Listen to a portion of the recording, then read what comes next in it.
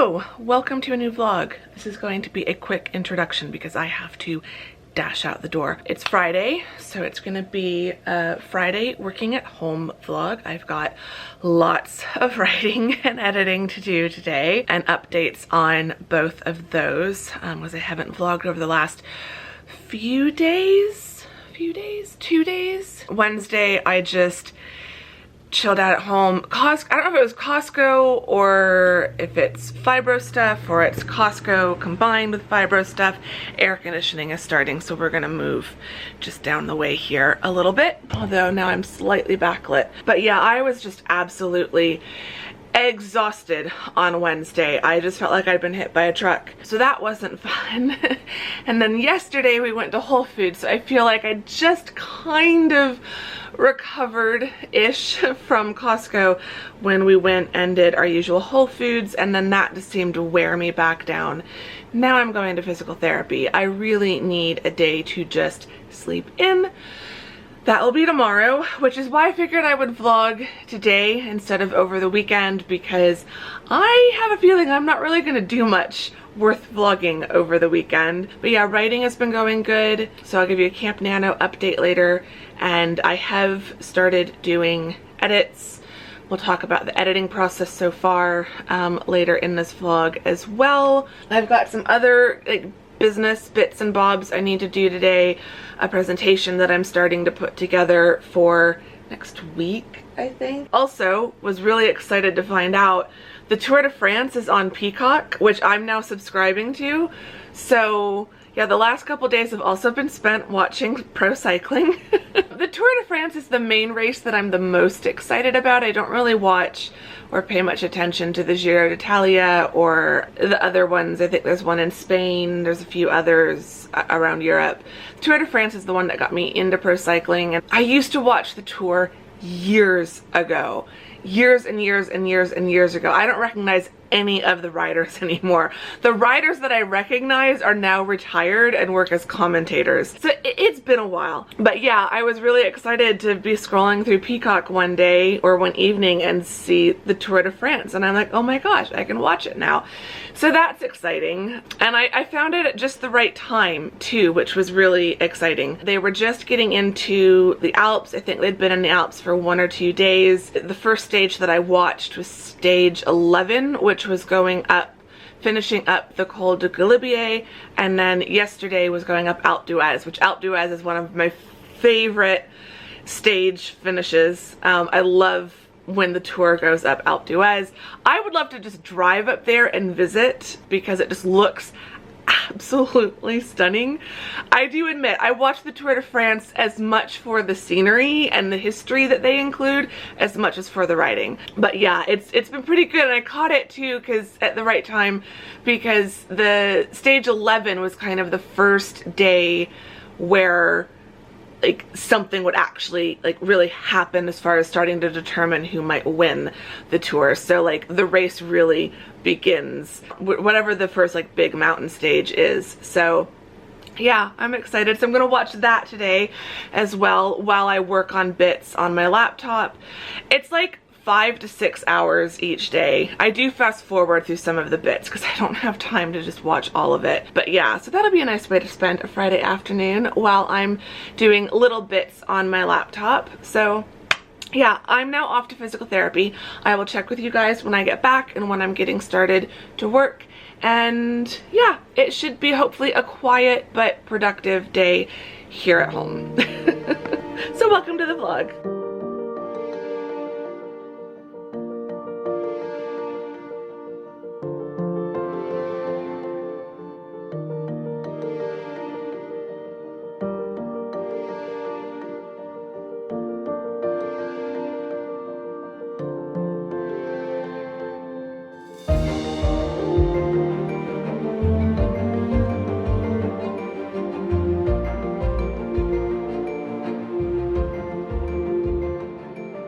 Alrighty, it is about 1:30. I am back from physical therapy. I do have the Tour de France on, so I keep looking over my monitor to see if I'm missing anything, but it's a relatively flat stage, so they're just There's a group that's trying to break away from the Peloton, and the Peloton isn't really having it, so there's just not a whole lot happening. Other updates. Plant update. It is still alive. I haven't killed it yet. I'm watering it, but not too much. So far so good. It gets its sunlight sitting by my desk here by the window, trying to keep it happy, trying to keep it alive. Trying to do the same for myself, trying to keep myself happy, trying to keep myself alive. This week I feel like has raced by. This week, I honestly can't believe it's Friday. I feel like it was just Tuesday that I was at the house and going to Costco, and I don't know where the last 2 days went. Wednesday went by. I was kind of talking about this in the intro to the vlog. Wednesday went by in a blur. I was not feeling well. Mentally, physically, emotionally, I was all over the place. I'm looking at my task list right now, and I'm just like, maybe some of this can just wait until Monday. But the presentation I'm working on, I'm giving a talk next week. So I do want to work on that because I'm trying to do a little bit every day rather than waiting all until the last moment. So I'm going to do some work on that. And then hopefully by like 3:30-ish, I can start editing.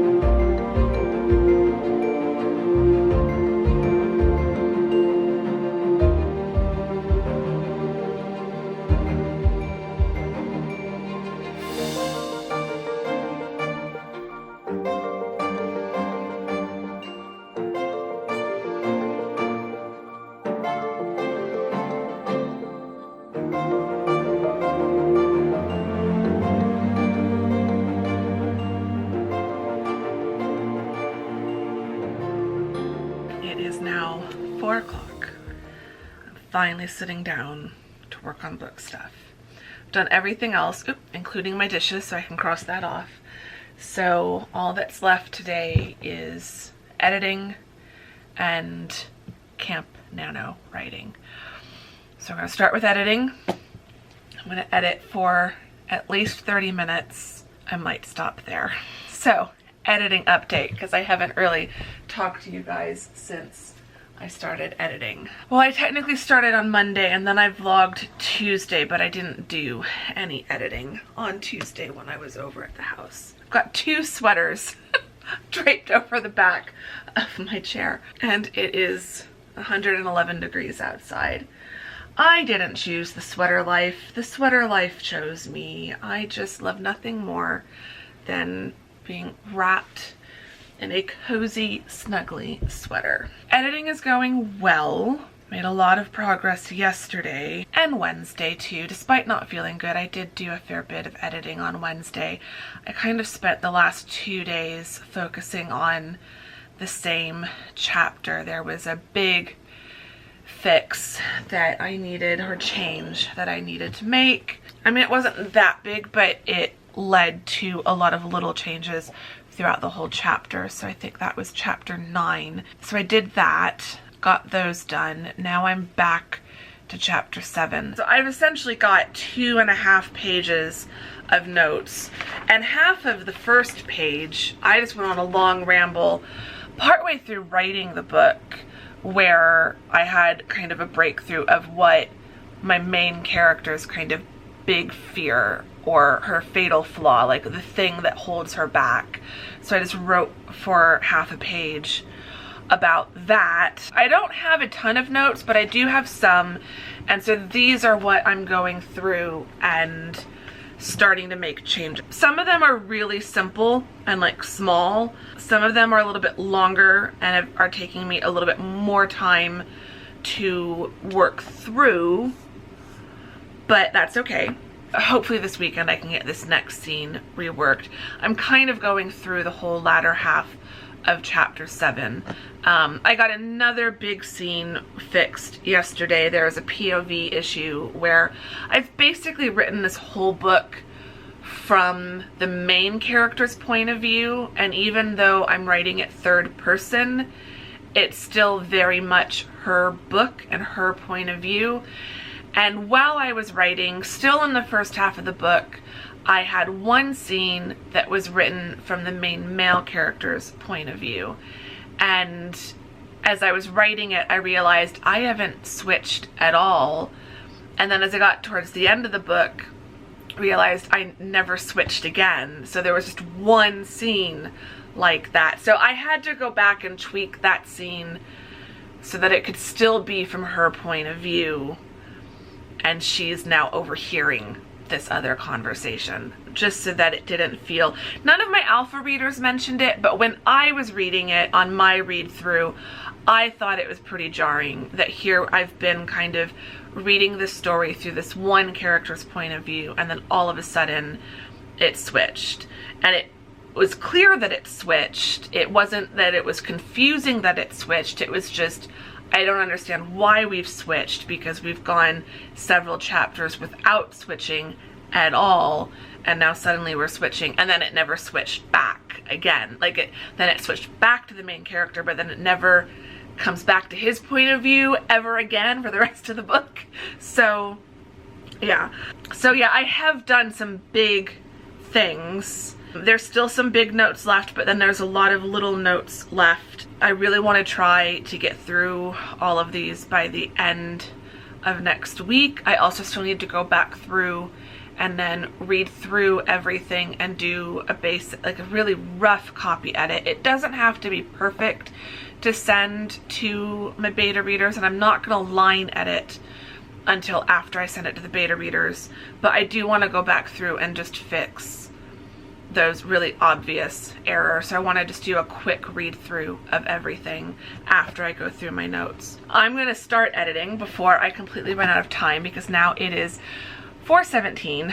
I wanted to be done by 4:30, so I'm going to probably edit until 5 at the latest, and then I'll switch to Camp NaNoWriMo from like 5 to 6, and I will check with you guys before I do that.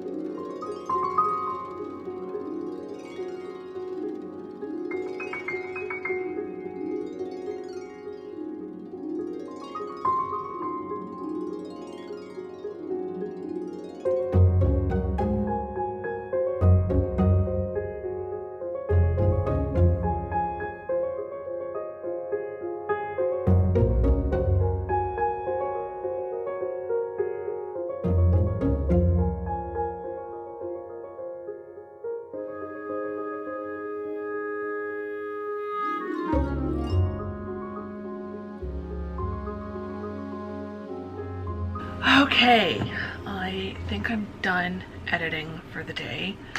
I've done about 40 minutes instead of 30, but that's okay. It's 5 o'clock now.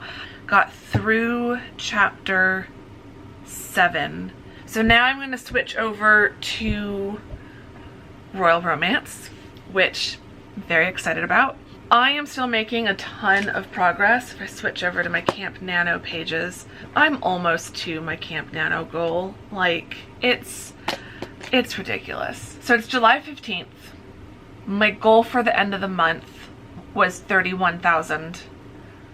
I am at 26,317 words, which is fantastic.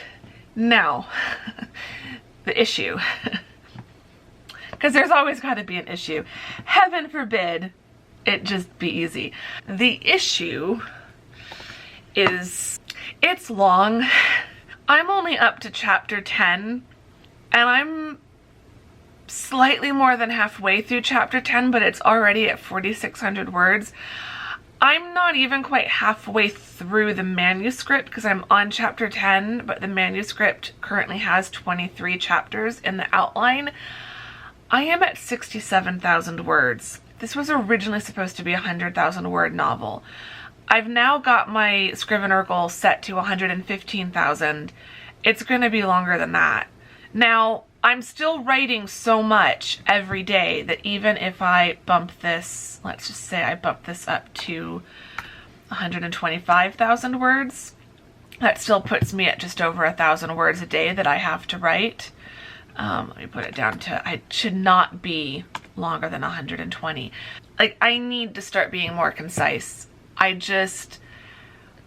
loving the story so much, and I have so many ideas that come to me. Like, I'm going off-roading in this project. Like, I'm just going rogue and ignoring my I'm not ignoring my outline. I'm just expanding my outline, and like, I'm trying to remind myself that I'm writing a romance novel, and romance typically is like around, I think it's like 60 to 90,000 words. Fantasy, however, can be longer. Fantasy lengths can be between like 100 to 120,000. And I feel like I'm writing this like a fantasy, even though it's a romance. And I like that. I don't know that readers would necessarily like that, but I'm still tempted to just write and let it be long, even if I end up cutting like 25% of the book. Like, if it ends up being 120,000 words and I end up cutting 20,000, that'd reduce it by 20%. It would bring me back down to around 100,000 words, which is the length I was originally aiming for. But cutting 20,000 words out of a book just feels like so much. Now, I can definitely do something with that. There are some scenes that I feel like either the scene itself might not be as necessary, or I can condense the scene. I could always create a document as a bonus, like as something people can download when they finish the book, of deleted and extended scenes. So that's why I don't want to just start, I don't want to change how I'm writing it midway through. Like, I want to just keep writing it how I've been writing it. And if these chapters all end up being 8,000 to 10,000 words long, and this book ends up being ridiculously long, like, that's okay. I will fix it when I edit it, because I think even with all the writing I'm doing, because I'm writing so much, I still think I'm going to get it done by the end of September, like I had planned and hoped. Now, I will slow down in about a month. Basically, my period of accountability for work starts 1 month from tomorrow as I'm filming this. So I'm really down to my last month of vacation. So I've got 1 more month where I can be writing, 2,000 or so words a day the way that I've been. And so I'm trying to make the most of July in particular and Camp Nano. I've still got a few sips left in my coffee, so I'm going to finish drinking that. It's decaf. I should not, because I should, even decaf, it's 5:16 in the evening. Decaf is still a bit, but it's Friday night. I don't have to go to bed super early tonight, so it's okay. But yeah, I'm going to get writing, and we'll check with you guys in a little while.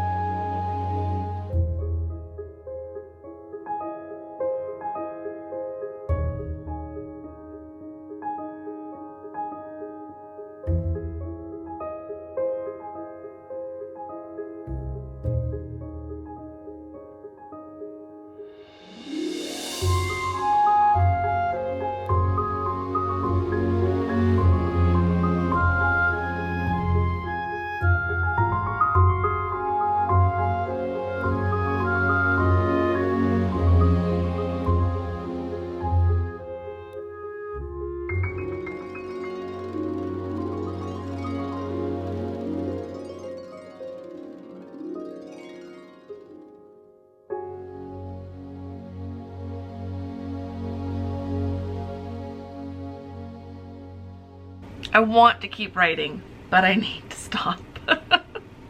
It's almost 7:15. I need to eat. I need to relax. I've actually been slowly sipping on a glass of rosé, but writing progress, writing update. I wrote a lot. I could have kept going, but I really do need to stop. I need to stop for the day. Where's Camp Nano's website? There we go. Oh, that just changed the lighting. I have done 2,801 words. Don't even know. Like, I don't get it how this is happening. This chapter's going well. So I finished chapter 10. Chapter 10 ended up being around 5,000, like 5,500 words. And I'm now 2,500-ish words into chapter 11. So I've been writing for about 2 hours. So, yeah, I am now up to 29,118 words total for Camp Nano. Like, I'm pretty proud of myself, if I'm being honest. I'm pretty stinking proud of myself. But yeah, I did not want to stop, but it's 7 o'clock. After 7 o'clock, I need to stop. I need to go relax for the evening. I think I'm gonna go watch the new adaptation of Persuasion. It's just hit Netflix. I want to just watch it. I don't want to start hearing all of my friends, because I have a feeling a few of my friends, quite a few people I follow online, are probably also going to watch it, and I don't want to be swayed by any of their opinions. Persuasion is my favorite Jane Austen novel. Sense and Sensibility is a very close second. Almost tied, but there's just something about Persuasion that I just love. While I will probably enjoy this, I'm gonna have to accept that this adaptation is not made for me. It's made for someone younger than me. But I just love this story so much. So I'm gonna watch it. I will let you know my thoughts on it. I'm a little nervous, but I think I will enjoy it. It's just probably not going to take the place of the Sally Hawkins and Rupert Penry Jones version. So I will watch this one tonight and then probably have to find or get out my DVD copy of that version and watch it later this weekend, because I think it will still be the superior version. So, but we'll see. I could be surprised. So I'm gonna get some food and go get snuggled in my chair and get Netflix turned on and have a Jane Austen movie night.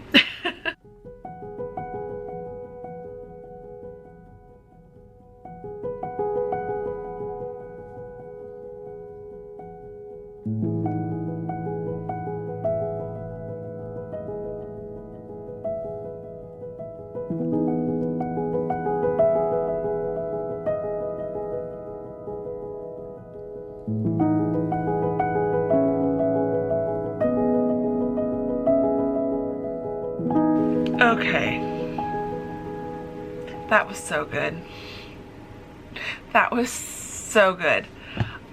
The 2007 version will always be my personal favorite. I think it's just the you know, the where I was at in my life when I watched that one, and a variety of reasons. I think that one will always be my favorite version.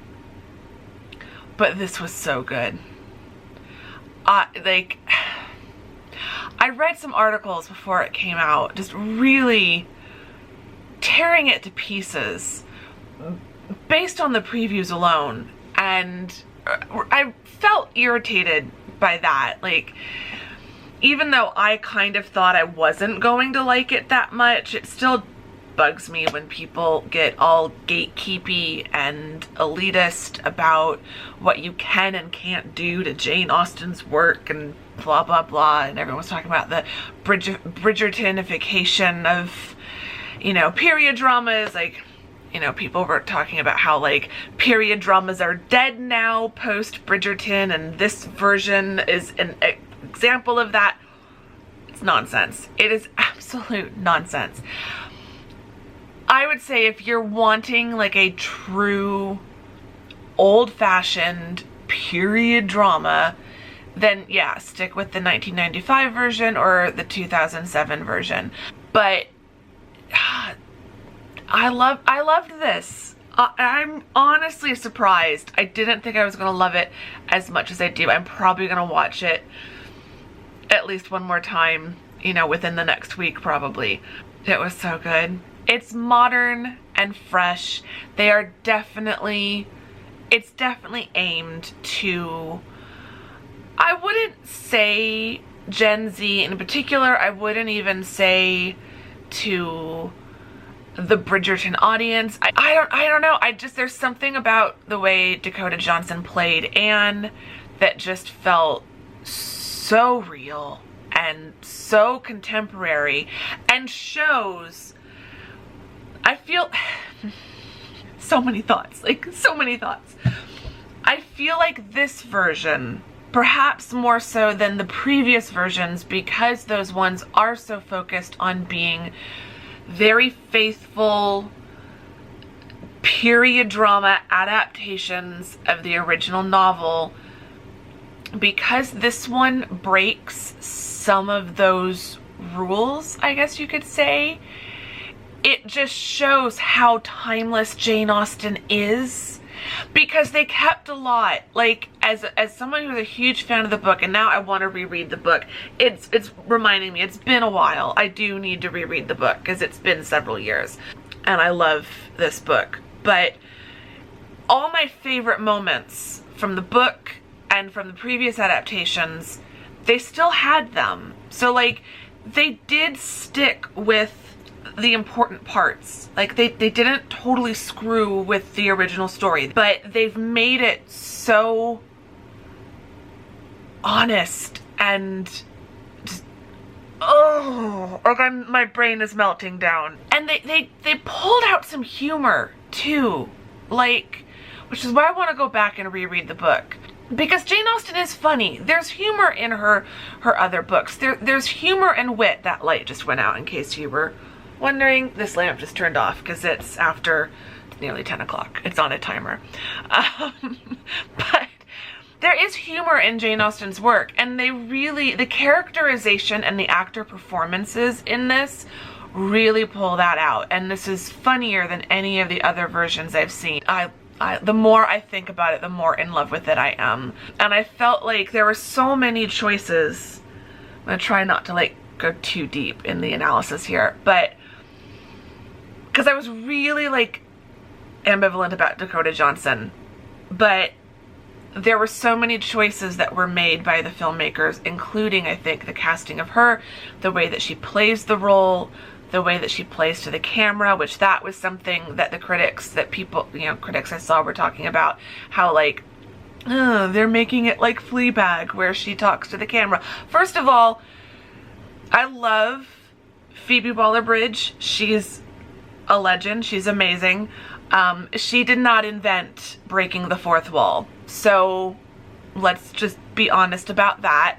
Breaking the fourth wall, talking to the audience, talking to the camera, this is not a new thing. This like goes back to Shakespeare and even older. I'm sure the Greeks, I don't remember a lot of the Greek drama that I read, but I'm pretty sure that they like break the fourth wall as well. But like Shakespeare definitely perfected that. Shakespeare, Elizabethan drama writers definitely perfected the asides and breaking the fourth wall and interacting with the audience.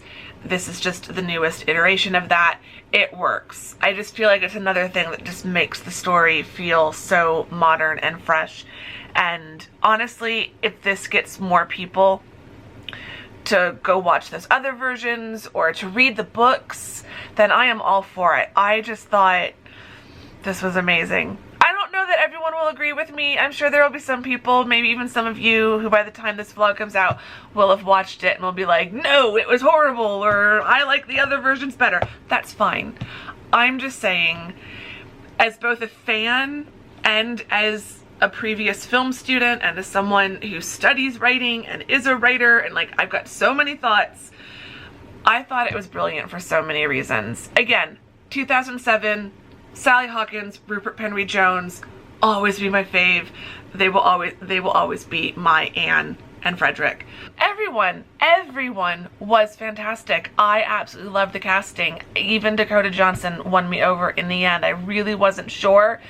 American actress, very modern, very contemporary actress, playing this very kind of classic British role, but I do think that A, it might bring in a wider audience, people who like her from other things. B, she brings this modern sensibility to the character that just really conveys how timeless the character and the story and everything that Anne is going through. It felt, honestly, you could have put them all in contemporary clothing and not changed a single other thing about the story, and it would have worked. I loved it. I loved it. I'm gonna stop there because this has become a long vlog, but I hope you've enjoyed this vlog. If you have, give it a thumbs up, subscribe if you're not subscribed, all of that great stuff. Our comment of the day, let's chat Jane Austen. Have you read her books? Have you watched any of the other film adaptations? What's your favorite? For me, Persuasion as a book, but also the 2007 film adaptation. Favorite of the Jane Austen film adaptations. I think this video's going up like a week or so, a little less-ish after this has hit Netflix. So I'd love to know if you've watched this film adaptation yet. If so, what were your thoughts? So yeah, let's chat Jane Austen in the comments. But yeah, thank you for watching this vlog, and I will see you all very soon in the next one. Bye!